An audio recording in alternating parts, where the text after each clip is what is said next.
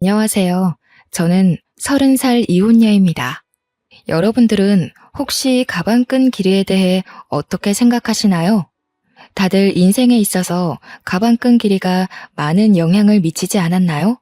저는 대학생 때 임신해서 어린 나이에 결혼하고 결혼 생활 내내 학식 교양을 넘치도록 좋아하는 시어머니에게 미치도록 시달렸어요. 하지만 인생사 세옹지마라 할까요? 사랑하는 아이가 있었기에 저는 다시 일어설 수 있었답니다. 결혼에는 한 번 실패했지만 인생에는 실패하지 않은 제 이야기를 꼭 들려드리고 싶습니다. 제가 대학교 1학년 때 2년 선배였던 남편을 만났어요. 남편은 듬직하고 자상하고 유머 감각도 있어서 후배들에게 인기가 많았고 저는 짝사랑하는 처지였어요. 남편이 제 첫사랑이었죠. 그냥 아는 사이로만 지내면서 고백도 못하고 눈치만 살피고 있었어요. 당시 저희 집은 2층 집에 살면서 1층에는 작은 식당을 하고 있었어요. 부자는 아니었지만 동네에서 그래도 입소문이 나 있었어요. 사람들이 저희 부모님을 법 없이도 살 사람들이라 부르곤 했죠. 부모님이 서로 존댓말을 쓰실 정도로 사이가 좋고 외동딸인 저를 끔찍이 아껴주며 키우셨어요. 저희 부모님이 뭐든 다 들어주는 부모는 아니었지만 저한테 필요하거나 제가 꼭 하고 싶다는 건 어떻게든 해주시는 분들이셨습니다. 어릴 적부터 크게 과외를 받거나 하지 않아도 성적이 좋았고 운동이든 뭐든 다 잘했어요. 승부욕이 있는 편이었는데 이상하게 물러터진 데가 있어서 친구들한테 뒤통수를 맞을 때가 있었어요. 저희 아빠를 닮은 거였어요. 저희 아빠는 예전부터 사람이 무르다는 소리를 종종 들었는데 저도 아빠의 그런 성격을 물려받아서 싫은 소리를 잘 못했어요. 그러다 결국 아빠가 친구한테 빚보증을 잘못 써서 우리 집과 식당 건물이 통째로 넘어가 버리고 말았습니다. 평생에 걸쳐서 마련한 재산을 홀랑 날려버린 거였어요. 저희 가족은 하루아침에 길바닥에 나앉는 신세가 됐습니다. 빚 도촉장들로 가득 찬 지하방에서 나와 학교로 가는 심정은 처참했어요. 엄마는 남의 집 일을 하며 마음고생을 하느라 하루가 다르게 얼굴이 상하고 손이 거칠어지는 게 보일 정도였고 아빠는 집에 잘 들어오질 않아 만날 수도 없었습니다. 여태껏 열심히 살아온 두 분이 스스로에 대한 믿음을 잃고 모든 걸 포기할까봐 그게 제일 무서웠던 것 같아요.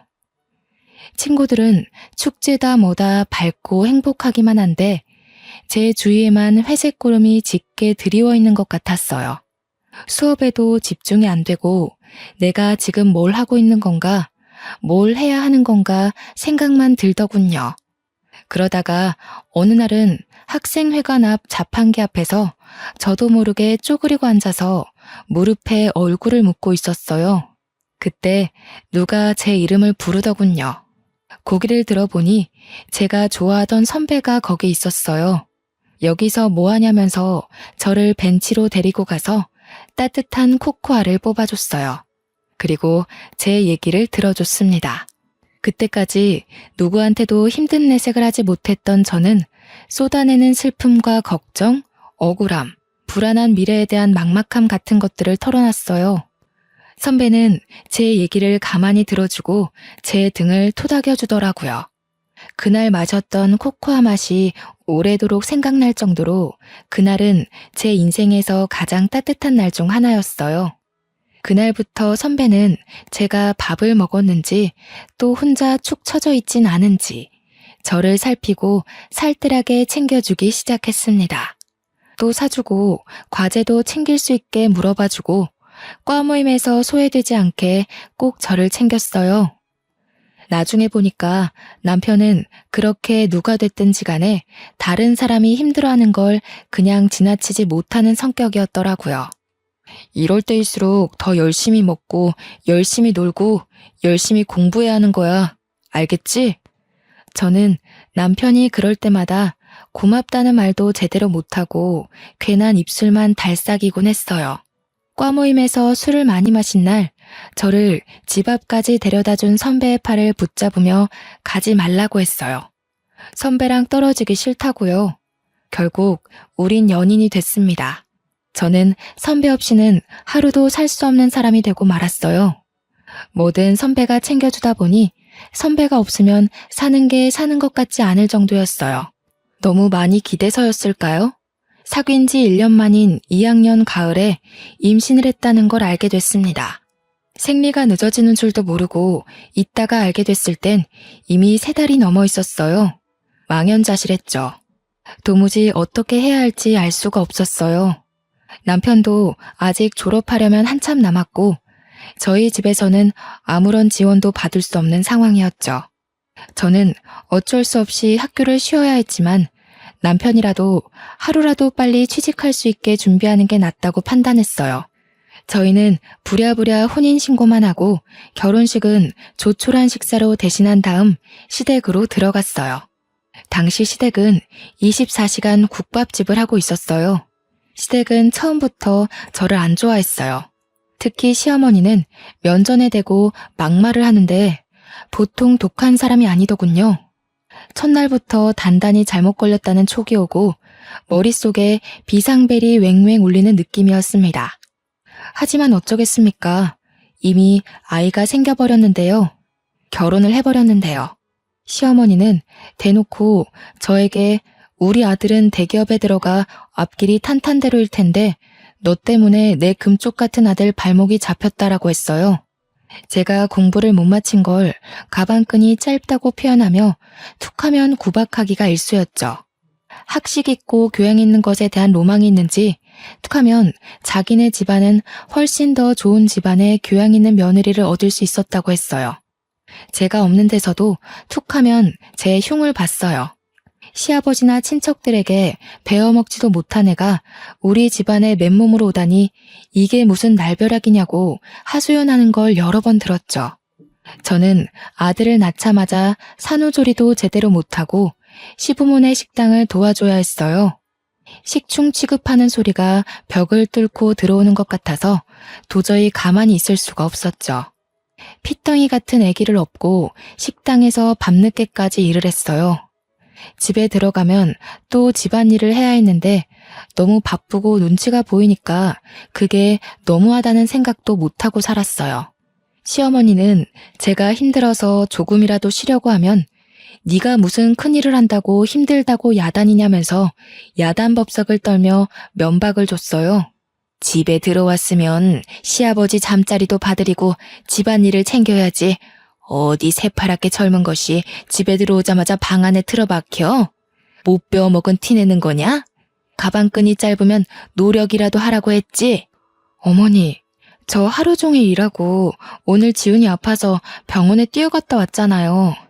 저도 지금 열이 나고 몸에 기운이 하나도 없어요. 조금만 누워있다 할게요. 으이그, 그러게. 저렇게 복 없이 생긴 애들은 꼭 생긴 대로 논다니까. 그러게. 저렇게 복 없는 애가 우리 아들 발목을 잡게 내버려뒀으니 원. 손주 새끼 봐서 참지. 애미라고 있는 게 없는 집에서 못 배워먹어 교양 없는 티를 팍팍 내니 애까지 닮을까봐 걱정이다. 걱정. 처음에는 시어머니에게 대들지는 못하고 남편에게 하소연했어요. 그런데 결혼 전에는 그렇게 저를 끔찍이 아껴주던 남편은 네가 시어머니에게 맞춰야 한다면서 하나도 힘이 되어주지 않았어요. 어머니는 왜 자꾸 나한테 가방끈이 짧다고 하시는 거야? 내가 무슨 가방끈이 짧아. 나 우리 학교도 수석으로 입학했고 내내 꽈탑 놓치지 않을 정도로 공부 잘했는데 나이 드신 분들이 다 그렇지 뭐. 그냥 하는 말씀이니까 너무 귀담아 듣지 마. 어머니가 예전부터 나를 좋은 집안에 장가 보내고 싶어 해서 그래. 어릴 때부터 노래를 불렀다고. 우리 결혼할 때 너네 집에서 아무 지원도 못 받은 건 사실이잖아. 조금만 참으면 어머니도 다 이해하실 거야. 처음부터 끝까지 참고만 있잖아. 언제까지 저렇게 막말하시는 걸 참아야 해? 우리 어머니 그렇게 나쁜 분 아니야. 두 아들 키우느라고 얼마나 애를 쓰셨는데. 네가 우리 집에 들어와서 그거 하나 이해 못 해줘? 가진 거 없이 결혼한 우리 탓이라고 생각해야지 뭐. 애를 나 혼자 만든 건 아니고 내가 학교도 못 마치고 결혼한 게 내 탓만은 아니잖아. 아기 가지고 결혼한 게 무슨 죽을 죄 지은 것도 아닌데 어머니는 무슨 나를 죄인 취급하시려는 것 같아. 아, 그러니까 조금만 참아보라니까. 예전에는 그렇게 따지는 성격 아니었잖아. 어른들 하시는 말에 왜 그렇게 말이 많아? 나 취직 준비하느라 스트레스 많이 받는 거 몰라? 취직 준비한다고 늦게 들어와서 식당 일도 안 도와주고 애도 하나도 안 보잖아. 아까 말했듯이 애를 나 혼자 만든 것도 아닌데 내가 왜 전부 다 뒤집어 써야 하는데? 뒤집어 씌운다니 무슨 말을 그렇게 해? 얘가 진짜 갈수록 말 조심해. 내가 나 혼자 편하자고 이 고생하는 거야? 다 너랑 우리 지훈이 데리고 잘 살아보려 그러는 거잖아. 안 그래도 힘든데 왜 너까지 찡찡거려? 취업 준비 때문에 힘들어 죽겠는데 여기서 뭘 어떻게 하라는 거야? 그래도 그때까지는 남편을 사랑했기 때문에 어떻게든 이해해보려고 했어요.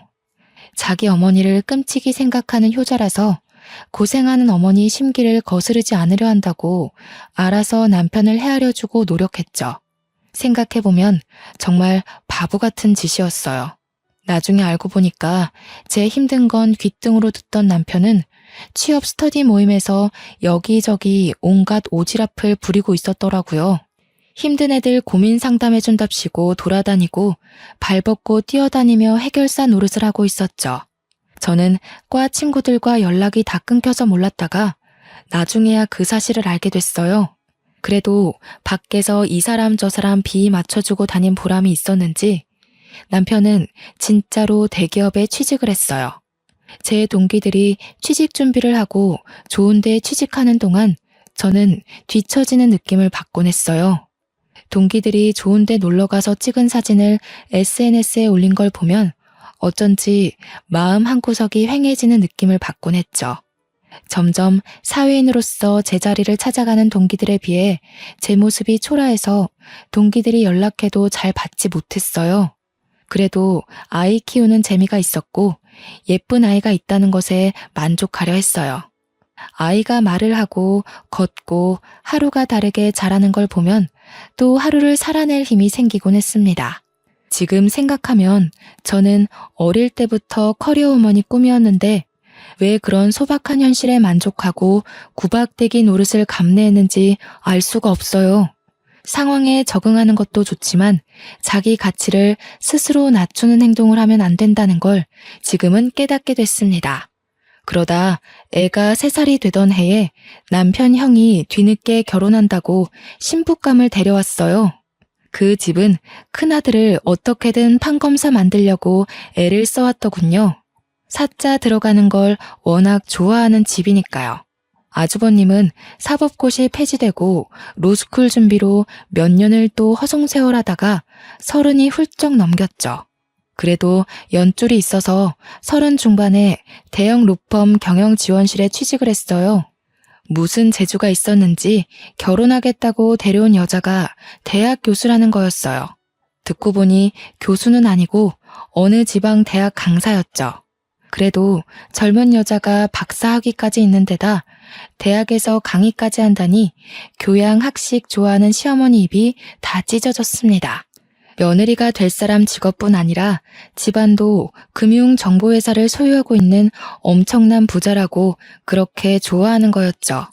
예비 형님이 강의한다는 대학이나 그 집안이 운영한다는 금융회사나 저는 들어본 적도 없는 데였지만 그게 무슨 상관이겠습니까?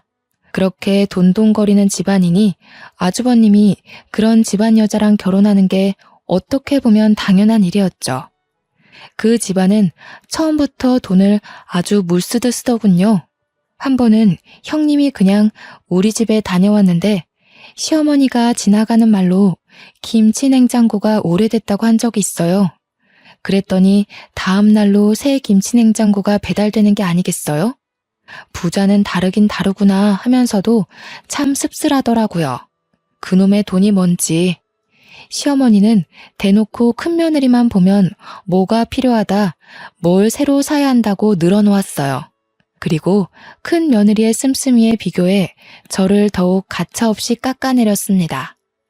역시 대학에서 강의하는 사람은 다르다니까. 우리 큰며느리는 하고 다니는 것부터 말투까지 어쩜 저렇게 귀티가 나는지.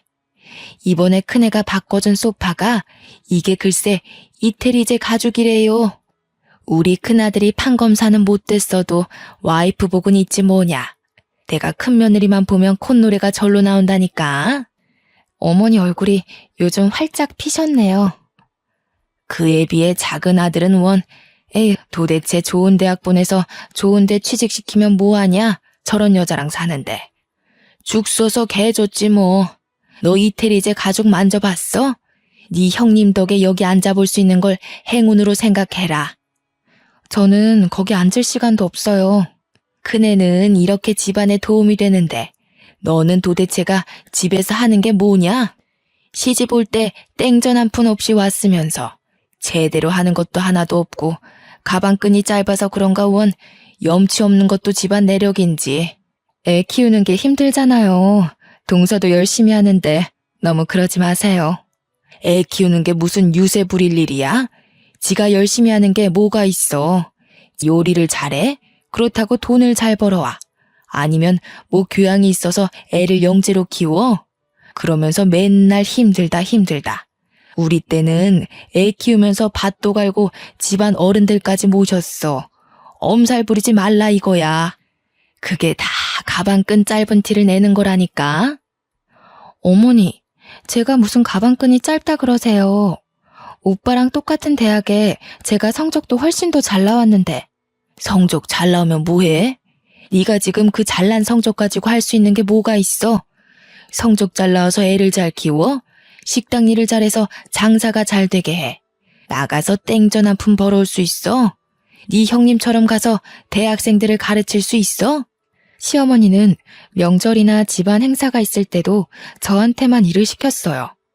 큰며느리는 학생들 가르치느라 바쁘니까 집에 와서는 쉬어야 한다면서요. 형님 네애가 집에 올 때마다 한우며 명품이며 비싼 선물을 잔뜩 들고 오니까 아예 손님 취급을 하더군요. 저를 집안의 일꾼, 노예 취급하는 거랑은 완전히 반대였습니다. 시어머니는 큰며느리가 명절에 해외여행을 간다고 해도 흔쾌히 보내줬어요. 해외여행 다녀오면서 명품 선물을 사왔기 때문에 오히려 여행 가는 걸 반겨하는 눈치였어요.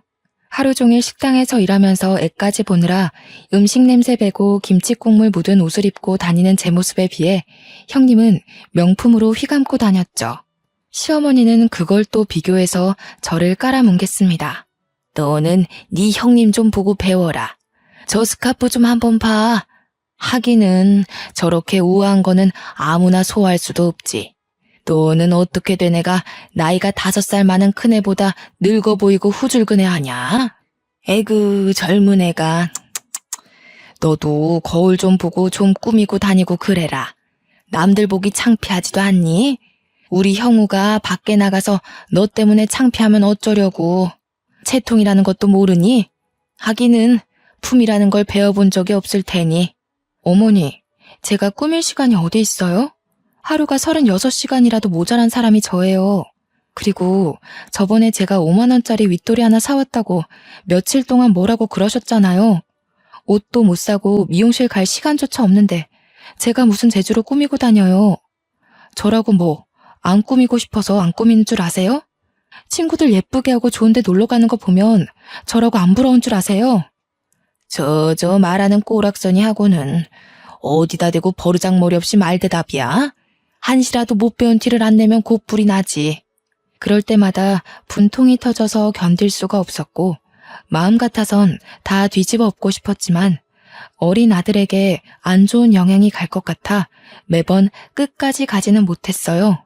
결혼할 때 아무것도 못 들고 온 내 죄다 하고 생각하려고 했죠. 지금 생각하면 제가 참 순진하고 바보 같았죠. 그저 좋게 생각하려고 애를 쓰니 상황이 점점 더 악화되는 거였어요. 이미 도를 넘어섰던 시어머니의 막말은 더 심해져서 아이한테까지 미쳤어요. 전부터도 툭하면 애가 지엄마 닮아서 못났다는 말을 하더니 애가 4살이 되면서부터는 대놓고 애한테 핀잔을 주더군요.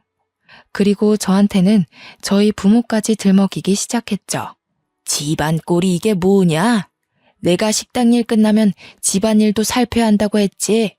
애 장난감에 빨랫감에 설거지는 하나도 안 돼 있고.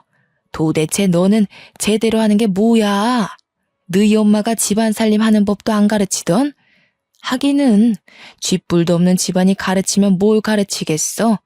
빌어먹는 법이나 안 가르쳤으면 다행이지. 빌어먹다니요? 무슨 말씀을 그렇게 하세요?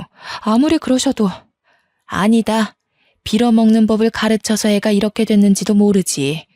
지혜미 애비한테 배운 게 있어야 뭐 하나라도 똑바로 하지. 없는 집 애가 가방끈까지 짧으니 설상가상이지 뭐야. 지 아들한테도 똑같이 가르칠까봐 겁난다. 겁나. 아니 어머니, 저희 엄마 아빠는 왜 건드리세요? 그렇게 말씀 함부로 하시면 저도 못 참아요. 저희 엄마 아빠가 얼마나 열심히 사시고 바른 분들이신데요. 저를 얼마나 귀하게 키우셨는데요. 귀하게 키워서 네가 그 모양 그 꼴이냐? 어떻게 키웠을지 뻔하지. 내가 너를 보면 너희 부모를 모르겠어? 내 눈은 못 속인다, 이 염치 없는 거사. 저희 엄마 아빠 주변에서 다 법 없이도 사실 분들이라고 하셨어요. 저희 엄마 아빠는 집안에서 함부로 큰 소리도 내지 않는 분들이세요. 어머니처럼 함부로 남의 험담하는 분들이 아니시라고요. 뭐야? 이 가방끈 짧은 년이 지금 나한테 뭐라고? 그러니까 내가 너를 보면 네 부모를 안다고 하는 거야. 어디 버르장머리 없이 시어머니한테 꼬박꼬박 말대답을 해? 네가 그렇게 못 배워먹은 티를 내니까 니네 아들이 배우잖아. 시어머니는 제 아들을 다른 사람들에게 자랑할 때는 우리 손주 하시면서 저한테 흉볼 때는 니네 아들이라고 부르면서 깎아내렸습니다. 어떨 때 보면 손주라고 생각하는 건지 원수의 자식이라고 생각하는 건지 헷갈릴 정도로 어린애한테 꼬투리를 잡고 흉을 보더군요. 한날은 애가 밥을 먹다가 옷에 음식이 떨어져서 얼룩이 좀 생겼어요.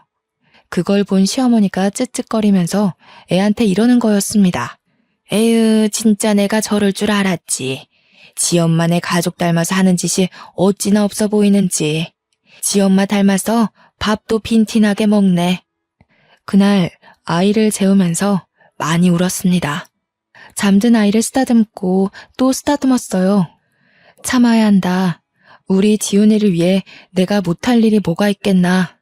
하지만 지금도 애가 자라면서 점점 눈치를 보는 게 눈에 보이는데 저런 할머니 곁에 있다가는 애를 망칠지도 모르겠다는 생각이 들더군요. 저는 그날부터 시어머니가 막말을 할 때마다 휴대폰 녹음기를 켜는 습관이 생겼습니다. 아이를 보호하기 위해 뭐라도 해야겠다는 생각에 지푸라기라도 잡는 심정으로 한 일이었죠. 그러다 저희 엄마가 식당 근처에 볼 일이 있어서 왔다면서 들르신 적이 있었어요. 엄마는 잠깐 얼굴만 보고 간다면서 극구 사양하시는데 저는 오랜만에 만난 엄마에게 꼭 밥 한 끼를 대접해드리고 싶었어요. 그동안 고생하시는 거 알면서 바쁘다는 이유로 제대로 찾아뵙지도 못하고 어려운 형편에 도움이 되어드리지 못했으니 항상 마음 한구석이 아렸거든요. 추운 겨울날이었습니다. 엄마는 호박 시루떡을 보자기에 잘 싸서 가지고 왔어요. 제가 어릴 때부터 좋아하던 음식이었죠. 그런데 떡을 받아든 시어머니의 눈치가 영 떨떠름했습니다. 무슨 잡상인이나 불청객이라도 온 것처럼 저희 엄마를 위아래로 훑어보는 게 아니겠어요? 시어머니의 태도에 기분이 상했지만 엄마 앞에서 분위기를 망치고 싶지 않았던 저는 애써 즐거운 척하며 엄마를 식당 구석으로 데려갔습니다. 추운데 왜 자꾸 그냥 간다고 그러세요? 여기 앉아서 몸 좀 녹이고 조금만 계세요. 여기 설렁탕 맛있어요. 제가 금방 가져다 드릴게요. 혜인이 너는 밥 먹었니? 그렇게... 아니다. 바쁜데 왜 엄마까지 챙기느라 고생할까봐 그러지. 나는 그냥 너랑 지훈이 얼굴만 보고 가면 되는데. 엄마 드릴 국밥을 준비하는데 시어머니가 한마디 하더군요. 에휴, 사돈댁에 오면서 이런 걸 선물이라고 가져오는 수준하고는 참나 어이가 없다 어이가 없어. 큰애처럼 명품까지는 바라지도 않아. 교양이라고는 눈을 씻고 찾아봐도 찾아볼 수가 없구먼.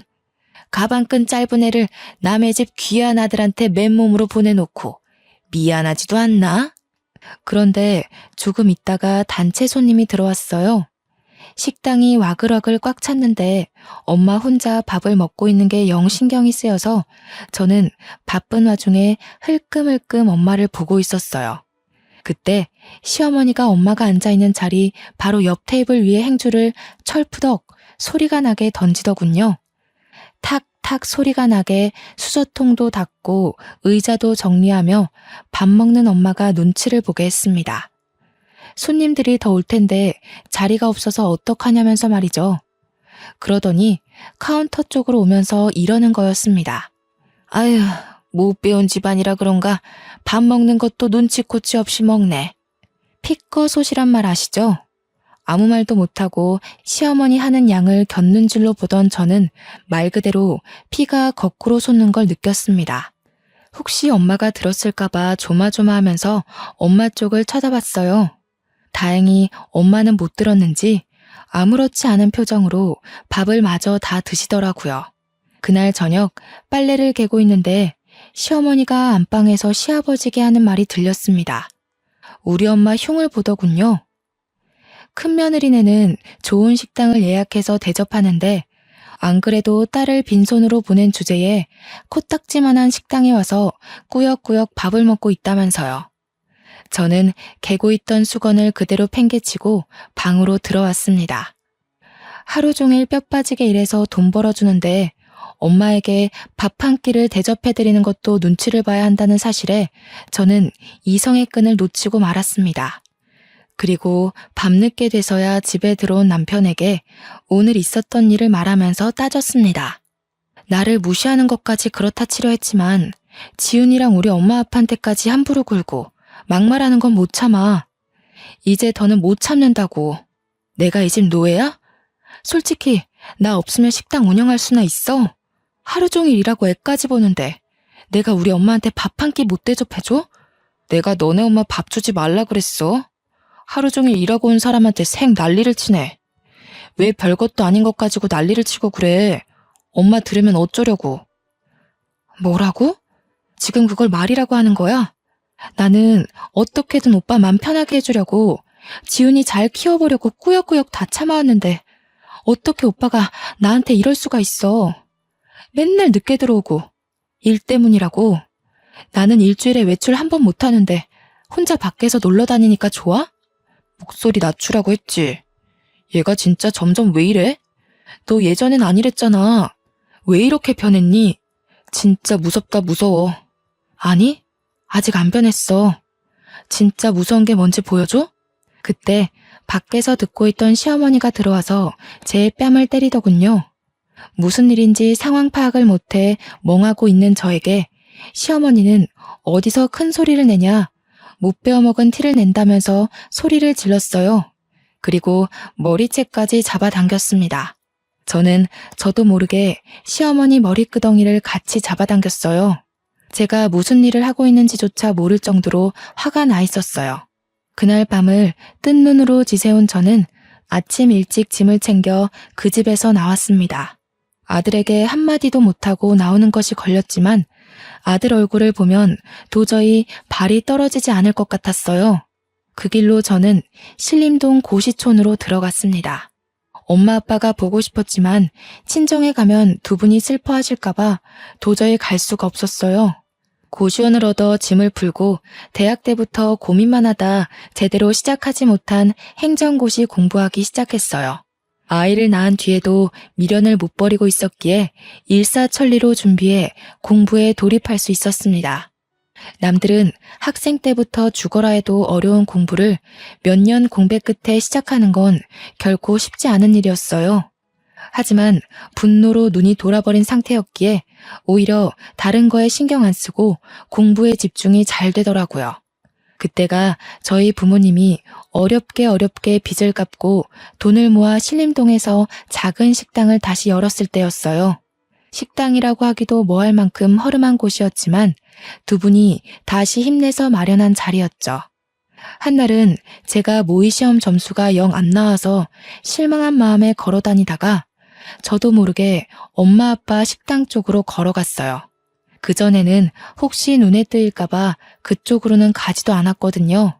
가게에 들어서자마자 엄마가 제 얼굴을 보시더니 저를 안고 막 우셨습니다. 저는 깜짝 놀랐어요. 엄마가 하는 말이 엄마 아빠가 못나서 네가 공부도 제대로 못 마치고 시댁에서 구박받고 산다는 거였어요.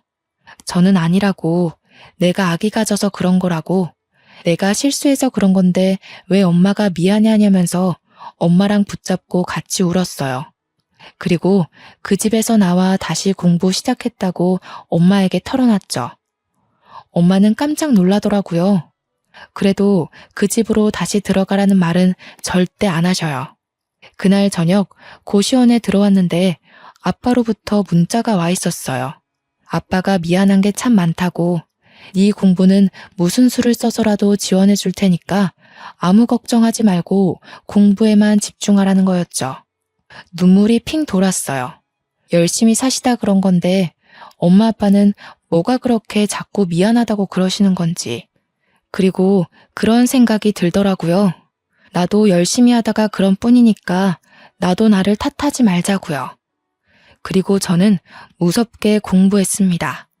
같이 공부한 애들이 뭐 먹으러 가자고 해도 저는 그 시간에 한 자라도 더 보려고 끼니를 대부분 김밥으로 때웠어요.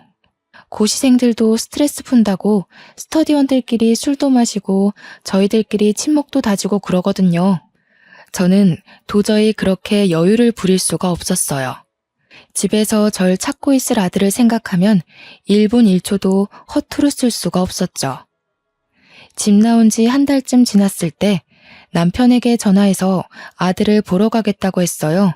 그때까지 전화고 문자고 다 무시하다가 연락을 하니까 남편이 왜 집에 안 오냐며 생 난리를 치더군요. 저는 밖에서 아이를 만나 피자를 사주면서 엄마가 지금 사정이 있어서 너랑 같이 살 수가 없다고 조곤조곤 말해줬어요. 아들은 저를 보자 눈물을 흘리더라고요. 그 어린 것이 소리도 못 내고 우는데 얼마나 가슴이 아프던지요. 지훈아, 엄마가 미안해. 정말 미안해. 엄마가 정말 열심히 해서 꼭 성공해서 지훈이 데리러 올게. 알았지? 약속. 이해하기 힘들었을 텐데 착한 아들은 그래도 고개를 끄덕여줬습니다. 그 뒤로 2주에 한 번씩 주말에만 아들을 만났어요. 시어머니는 주기적으로 저에게 전화해서 애 버리고 나간 년이 무슨 염치로 애를 만나냐면서 소리를 질렀어요. 애가 너 닮아서 못 배운 티 나는 집만 골라서 한다느니, 애가 보면 볼수록 덜 떨어졌느니 하면서 아이 욕도 하고요. 애한테까지 인신공격하는 시어머니의 말을 저는 모조리 녹음해뒀습니다. 시어머니한테 구박받고 있을 아이를 생각하면 당장이라도 그 집에서 빼오고 싶었지만 지금으로선 내가 성공하는 것밖에는 방법이 없다는 걸 인정해야 했습니다. 정말 죽었다 생각하고 공부한 것 같아요. 그렇게 공부한 지 2년째 되던 해 결국 행정고시 재경직에 합격했습니다. 주변에서도 그렇게 빨리 합격하는 사람 처음 봤다면서 깜짝 놀라더군요. 공부를 늦게 시작했어도 빨리 합격했기 때문에 공무원으로 그렇게까지 늦은 나이가 아니었죠. 좋은 일이 하나 더 있었어요. 제가 공부한 지 1년쯤 지났을 때 아빠가 보증을 서줬던 친구가 돌아왔어요. 아빠의 절친이었던 그분은 자기를 늘 미안했다면서 사과를 하셨어요. 막혀있던 돈이 들어왔다며 아빠가 손해본 돈보다 더 많은 돈으로 갚아줬어요. 엄마 아빠는 그 허름한 건물에서 나와 훨씬 크고 좋은 건물에 돈가스 뷔페를 크게 열었습니다. 망하기 전보다도 훨씬 더 좋은 자리였고 장사도 잘 됐어요. 1년 만에 매출이 크게 올라서 제가 아들과 살기 위해 알아본 집 전세금도 엄마 아빠가 대주셨죠. 이제 임용만 기다리면 됐고 탄탄대로인 것 같았지만 한 가지 걱정거리가 있었어요.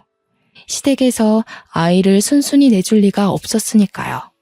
하지만 저는 무슨 일이 있어도 제 아들을 그 집에 그냥 두지 않으리라 다짐했고 사활을 걸기로 했습니다. 처음에는 남편을 만나 좋게 이야기를 풀어보려고 했습니다. 그런데 남편은 애 이야기는 안 하고 자꾸 딴소리만 하는 거였어요. 네가 이렇게 빨리 시험에 붙을지 누가 알았겠어. 내가 네 가치를 몰라봤던 것 같아. 그래도 네가 있을 때가 좋았어. 내가 너한테 참 잘 못해줬지. 지금 생각해보면 내가 좀 너무했던 것 같아. 우리 대학 때 참 좋았잖아. 둘이 같이 있으면 무서울 것도 없고 행복했는데. 그러면서 은근슬쩍 집에 안 돌아오냐고 저를 떠보더군요. 내가 미쳤다고 그 집에 들어가냐는 말을 삼키고 저는 남편을 따라 시댁으로 갔습니다. 아이가 어떻게 지내고 있는지 제 눈으로 확인해야 했어요. 그런데 평소라면 불을 환히 밝혀놨을 국밥집이 웬일인지 불이 꺼져 있는 게 아니겠어요?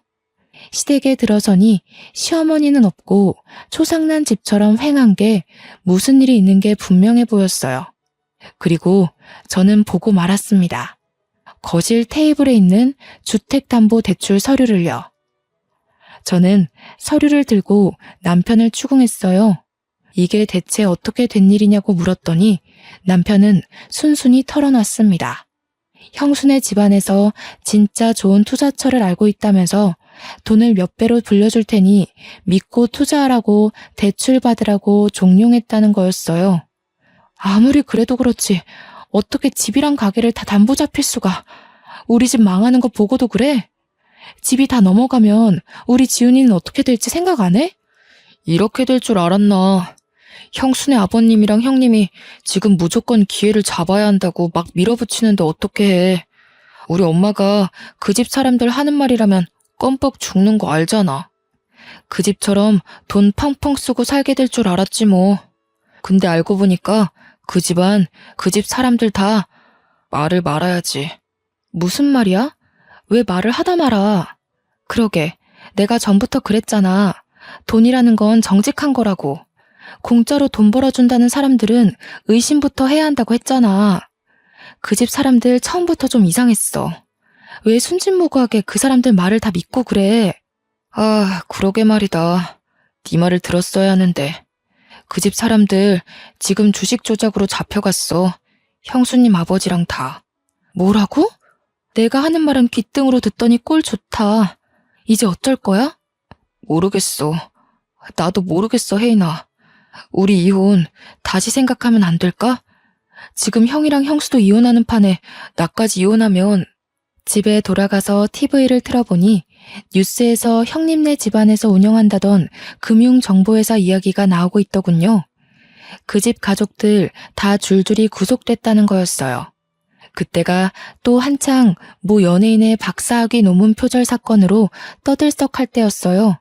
그런데 전문대 강사도 박사학위 논문 표절이라는 제목의 뉴스에 나오는 실루엣과 대학 이름이 어디서 많이 보던 거였어요. 저는 형님이 강의한다던 학교 홈페이지에 들어가 봤습니다. 거기엔 디자인과 땡땡땡 강사 박사학위 취소 건에 대해 사과드립니다.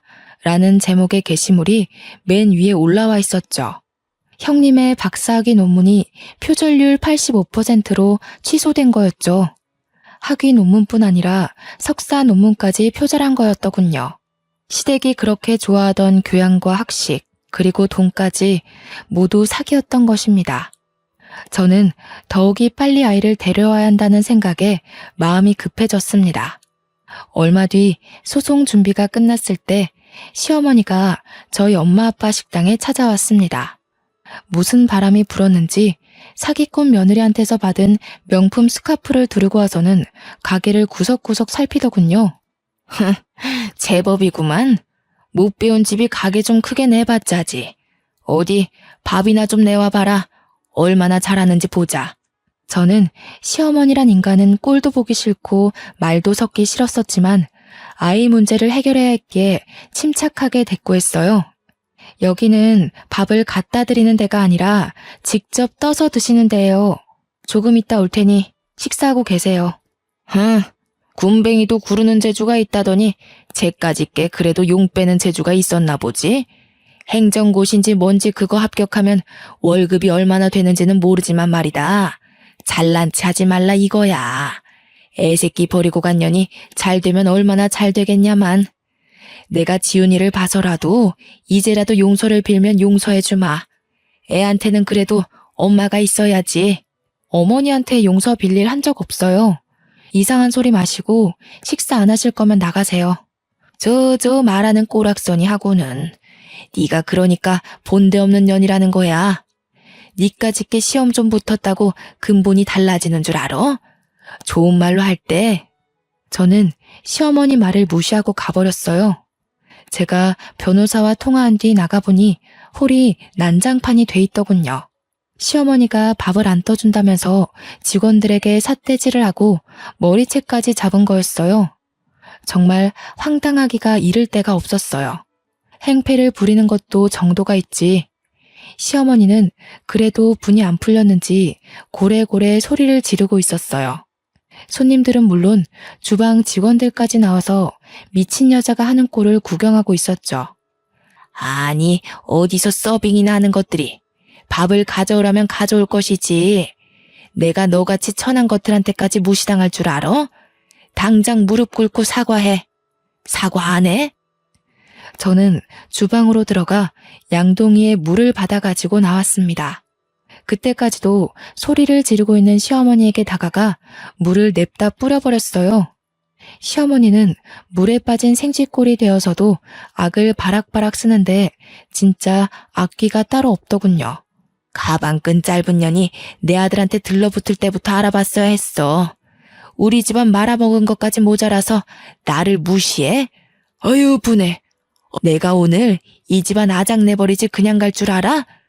교양 그렇게 좋아하시더니 사기꾼 집안한테 당하고도 아직도 정신 못 차리셨어요?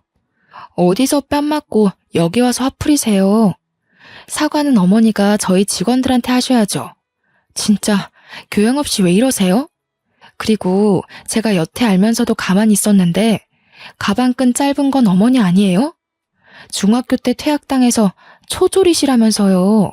학벌 콤플렉스 때문에 교양 하시는 걸 알겠는데 사기꾼은 조심하셔야죠. 뭐야? 인연이. 시어머니가 저한테 달려들어 머리채를 잡으려 할 때 저희 아빠가 중간에 끼어 시어머니를 밀쳐버렸어요. 이 여자가 진짜 미쳤나. 남의 집 귀한 딸한테 감히 뭐가 어쩌고 어째? 어디서 무식하게 남의 집 영업장에서 소리를 지르고 남의 귀한 식구들한테 행패를 부려. 우리는 직원들도 다 우리 식구들이야. 이러고도 무사할 줄 알아? 당장 꺼져. 꺼지지 못해? 영업방해로 손해본 거 다 청구할 줄 알아. 그리고는 경찰이 와서 시어머니를 끌어냈습니다. 저는 더 이상 시댁 식구들과 말로 해결하려 해서는 안 된다는 걸 깨달았어요. 바로 이혼 소송에 돌입했습니다. 얼마 뒤 대학 때 가장 친했던 과 동기에게 연락이 왔어요. 친구는 졸업 직후 유학을 갔다가 돌아와서 저에게 연락한 거였어요. 친구가 하는 말은 충격적이었습니다. 친구네 사촌 오빠가 제 남편과 같은 회사에 다녀서 들었는데 남편이 같은 부서 유부녀와 정분이 나서 회사에서 쫓겨났다는 거였어요. 그 여자 남편이 회사에 찾아와서 난동을 부리는 바람에 임원 회의까지 소집되고 결국 회사에서 권고사직 시키기로 했다는 거였습니다. 들어보니 남편은 또 고민 상담 해준답시고 그 여자와 가까워졌다는군요.